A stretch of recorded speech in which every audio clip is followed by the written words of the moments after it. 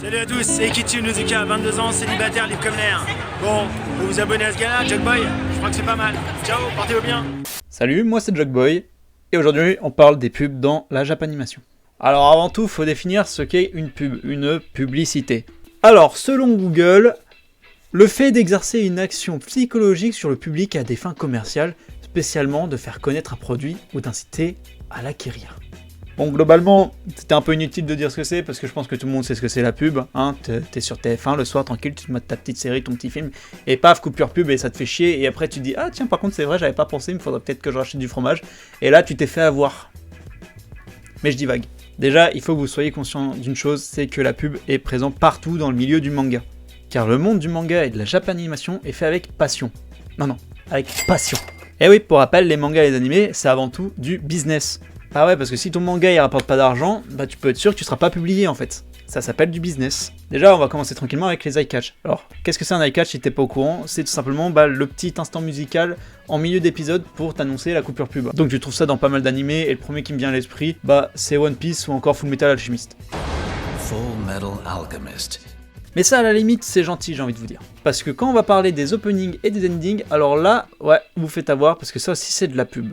Déjà, juste pour savoir, l'opening et l'ending font en général 1 minute 30, et comme ça, tu te mates l'opening, et hop, on te met un petit message qui te dit que genre le programme que tu regardes est sponsorisé. Alors je vous parle de ça, mais aujourd'hui, c'est plus trop le cas, j'ai l'impression, en tout cas, je vois ça nulle part, parce que c'est surtout quand c'était diffusé à la TV japonaise, et je crois que j'ai déjà eu souvenir de voir des trucs comme ça, mais je pense que c'était parce que c'était sur des sites pirates à l'époque, hein. Mais bon, c'est que du côté des japonais, on va dire. Mais du coup, l'opening et l'ending, eux, sont en soi une publicité pour des groupes de musique. Parce que toi, t'es là, tu t'enjailles sur ton petit opening de, je sais pas, Mashle saison 2, et toi, petit à petit, tu vas être amené à te questionner ou à découvrir du coup qui est le groupe qui a fait cette chanson.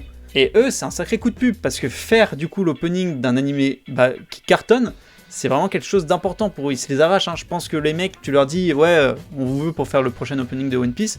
One Piece, vu comment c'est populaire aujourd'hui, les mecs, ils sautent sur l'occasion, ils disent, alors là, on va en vendre du CD. Parce que toi, t'arrives dans ton magasin, et tu vois un album, Creepy Nuts par exemple, et ils disent, oui, nous on a fait l'opening de Mashle saison 2. Et là, tu dis, mais j'achète le CD en fait, je vais acheter l'album.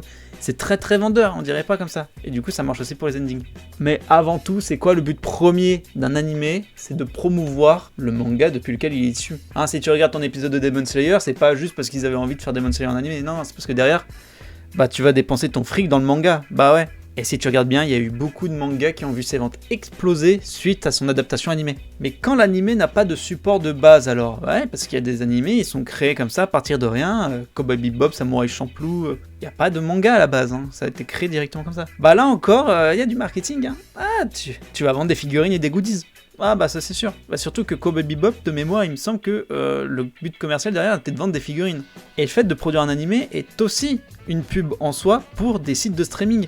Hein, quand, je sais pas, Netflix va vous dire nous, on est les seuls à avoir Devilman, ou que Crunchyroll va vous dire nous, on a Dr Stone. Bah ouais, forcément, c'est vendeur. Tu vas vouloir du coup prendre un abonnement à leur site de streaming pour pouvoir voir cet animé. Ou alors, tu fais comme certains, je ne citerai pas de nom, qui vont sur des sites illégaux.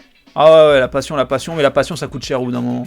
Et même les mangas en eux-mêmes, quand tu regardes à la fin de ton tome, en général, tu as des pubs pour d'autres licences de la maison d'édition. Combien de fois à la fin d'un tome de One Piece, on vous présente tel manga avec un petit résumé du tome 1 pour te donner envie d'aller l'acheter. En résumé, un épisode d'animé est une pub de 25 minutes pour un manga, des goodies, des groupes de musique, des figurines et plein de trucs encore. Mais vient alors les partenariats. Et oui, si tu peux te permettre de faire un build fight avec Naruto, c'est grâce à ces fameux partenariats. Et un partenariat, ça sert principalement à redonner de la popularité à un produit. Reprenons le cas de Fortnite et leurs multiples collabs animés. D'un côté, les fans de Fortnite peuvent découvrir ou redécouvrir une œuvre, et donc ça va redonner de la popularité au manga. Et les fans du manga, quant à eux, peuvent se retrouver sur le jeu pour jouer avec leur personnage préféré. Dans les deux cas, de l'argent a été dépensé, et c'est les collaborateurs qui sont contents. C'est ce qu'on appelle du marketing, et ça ne s'arrête pas juste là. Il y a One Piece, c'est Fanta, One Piece c'est une marque de nouilles, One Piece c'est Burger King, My Hero Academia, Dragon Ball, Jujutsu Kaisen, l'Attaque des Titans, Naruto avec Fortnite, One Piece, Chainsaw Man, Jujutsu et encore plein d'autres avec Celio.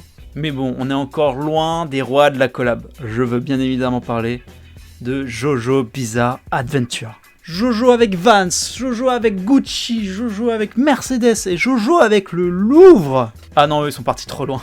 Alors comment on pourrait conclure cette vidéo? Bah déjà, tout ce que tu regardes dans le monde de la Japanimation, c'est du putain de marketing, de la publicité, du business. Et j'ai envie de dire, c'est un peu comme ça pour tout dans la vie, hein. N'importe quoi que tu regardes, c'est du marketing, c'est du business. Et d'un côté, c'est pas plus mal ces pubs, parce que ça reste des pubs camouflées entre guillemets, tu ne fais pas forcément gaffe, elles ne te dérangent pas dans ton visionnage ou dans ta lecture. Toi derrière, quand tu dépenses ton argent dedans, bah c'est quelque chose que tu as eu envie de prendre, donc c'est pas si dérangeant que ça.